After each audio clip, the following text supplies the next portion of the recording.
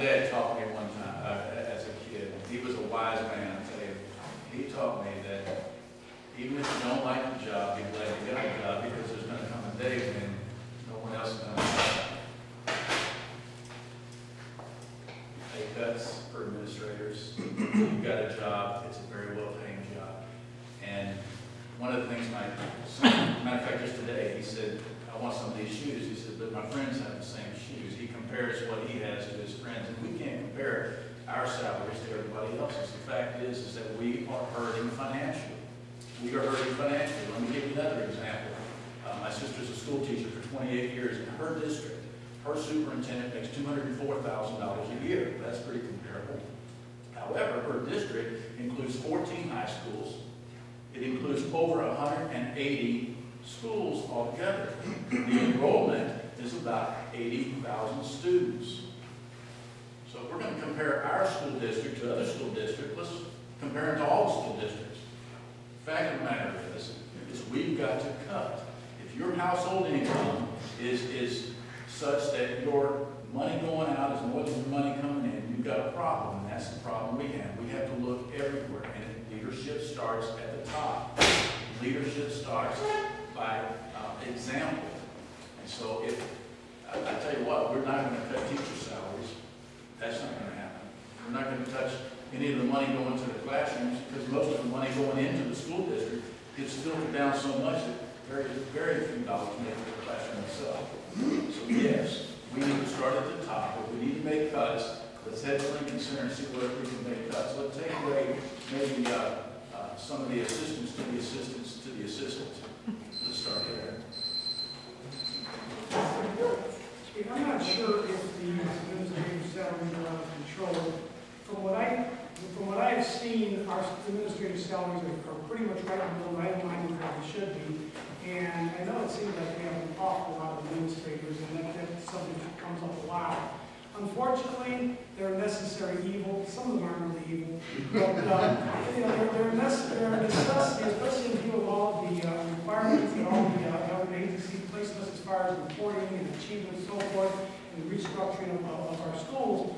They're a necessary evil. However, the focus needs to be placed in other areas. We have to set priorities. I'm looking at the salaries. Some of you think I'm reading the newspaper. I'm not. I'm looking at the Illinois State Board of Education statistics for, what is it, year 07-08, shows Waukegan has one of the lowest average salaries for teachers.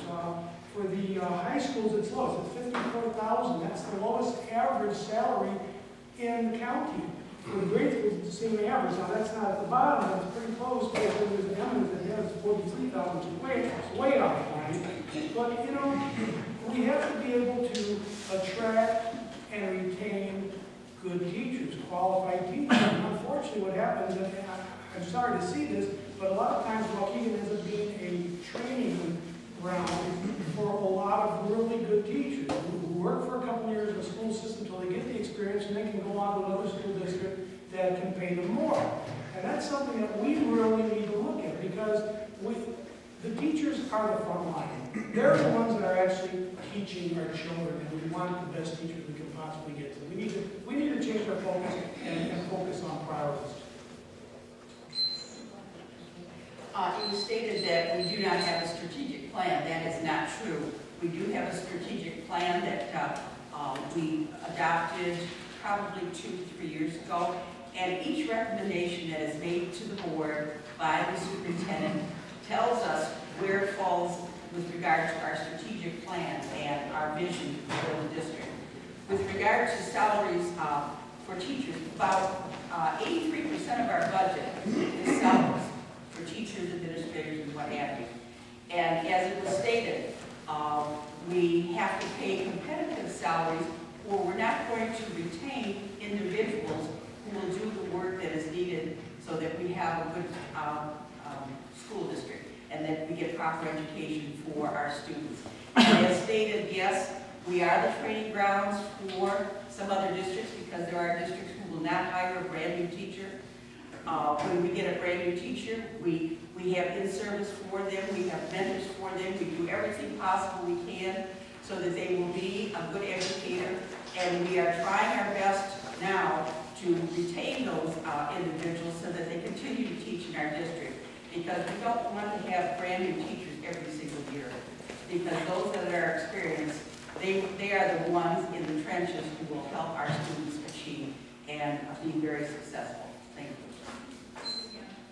Okay, we do have a strategic plan that, as Ms. McGuire said, was made up 2 to 3 years ago, and it also was a collaboration with the community. Everyone was brought together. The question regarding capping salaries, I've tossed that around with a couple of administrators in terms of just capping the salaries for at least a year because of the economic situation that our entire country is in. And I understand that, you know, it's sometimes fun to blast the incumbents and so forth in the election, but we also have to understand the city in which we live in, and within the city comes a number of comprehensive issues with students that we're trying to educate. And so because of state and federal laws that mandate us where we have to educate all students, we have to put forth programs that are going to cost money, that are going to cost money in terms of people to run them. And so we have to look at not only, you know, the school district, but, you know, why the school district is the way it is. It's because of the makeup of our city and the problems that the school district has come to it, you know. And so